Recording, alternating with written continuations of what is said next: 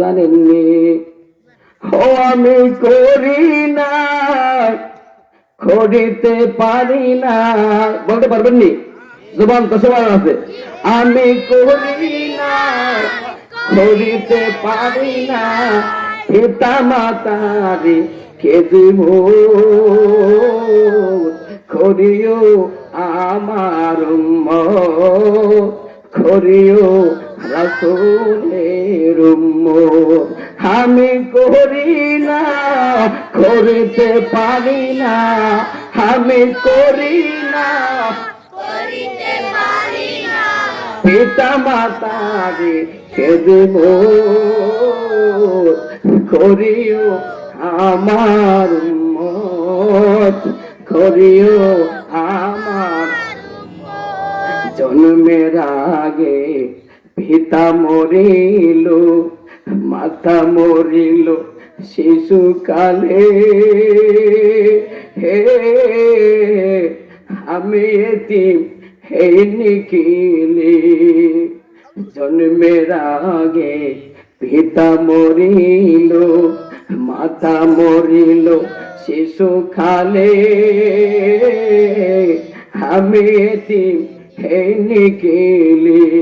সে প্রিয় পিতাকে, সে প্রিয় মাতাকে, সে প্রিয় পিতাকে, সে প্রিয় মাতাকে করিও তোমরা কে দিব, করিও রাসূলের উম্মত, করিও নবীজির উম্মত। আমি করি না, করিতে পারি না, আমি করি না, পিতা মাতারে কে দিব,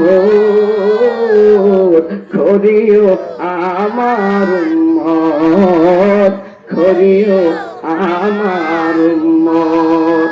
বাবাকে তোমরা খাবা জানিও, মদিনা জানিও মাকে, যদি গো তারা বেঁচে থাকে।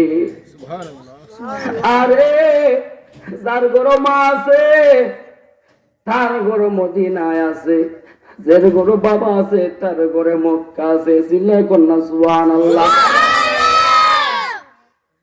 বাস্তব প্রশ্ন কি জানেননি? সেই জন্য এই দুনিয়াতে কোন জায়গা না, এই দুনিয়াতে থাকবো না। তাকে দেখেন ওই বাড়িতে আগে ছিল কি? আগে ছিল আপনার দাদা, এখন আছে আপনার বাবা। আপনার দাদার আগে ছিল আপনার বড় বাবা, তারপরে কিন্তু একজন মুরব্বী ছিল কি ছিল না? সেই জন্য কবি বলছে, আমার আগে ওই বাড়িতে বাস করে তো অনেক জগন, তারাও গেছে আমিও যাব, ও থাকবো না আর বেশিক্ষণ। কথা কোন ঠিক কিনা? আর কয়দিন এই দুনিয়াতে বাঁচবা, আর কয়দিন আর দুনিয়াতে বাহাদুরি করবা? না না না, বাহাদুরি আর বিষয় করতে পারবা না। বাবা যখন বাড়ি থেকে বাইরে হইয়া ঢাকাতে চলে যায়, সিলেটে চলে যায়, সন্তানেরা বাবাকে ফোন করে, আব্বা গো, ও আব্বা তুমি কেমন আছো? বাবা গো পুত্রে, তুমি চিন্তা করবা না, আমি আল্লাহর রহমতে ভালো আছি। আজকে তাকে দেখেন অনেক দিন হয়েছে, আপনার বাবা কবরে, একদিন তো ফোনে বাবার সাথে কথা বলতে পারছেন না, একদিন তো দেখতে পারছেন না বাবা কবরে কি অবস্থায় আছে। আরে মানুষ, আমি কি করে বুঝাবো? আজকে বাবা কই, বাবার কথা চিন্তা করো, দাদার কথা চিন্তা করো। একদিন তুমি চলে যাইবা, তোমার সন্তানরা কিন্তু একদিন বাবা বাবা বলে কাঁদবে। আমিও বাবা হারাইছি, আমি বুঝি গো, বাবা হারানো কত যন্ত্রণা।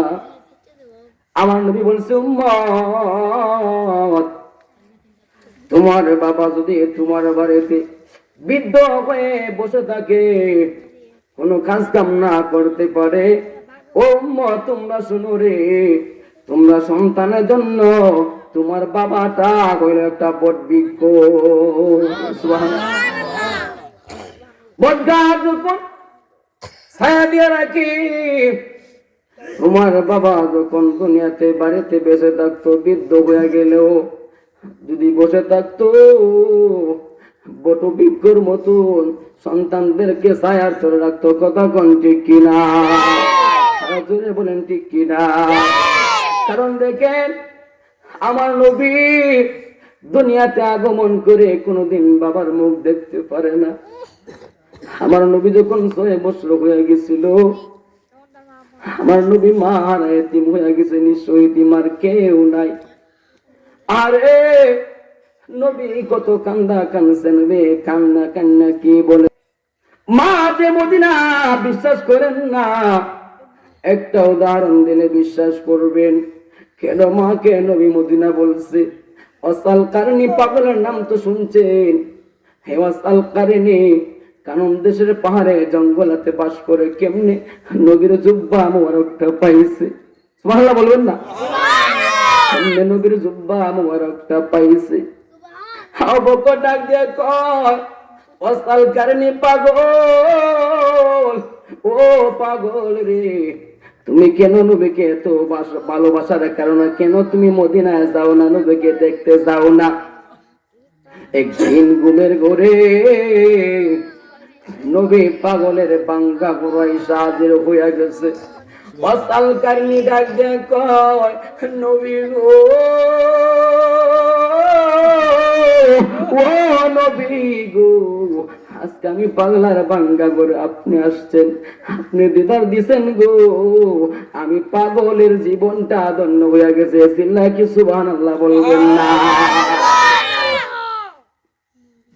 মদিনা যাওয়ার জন্য পাগল রওনা দিয়েছি।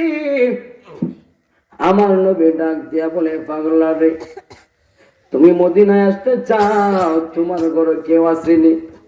অসাল কারণে ডাক দেয়া কই ইয়া রাসূলুল্লাহ, নবী গো, ও নবী গো, আমার আর কেউ নাই, আমার একটা বুড়া মা আছে। ওই মাকে আমি সুন্দর করে টুকরিতে বসাইয়া মাকে আমি মাথায় লইয়া লইয়া গাঠি বান্ধা হাঁটি।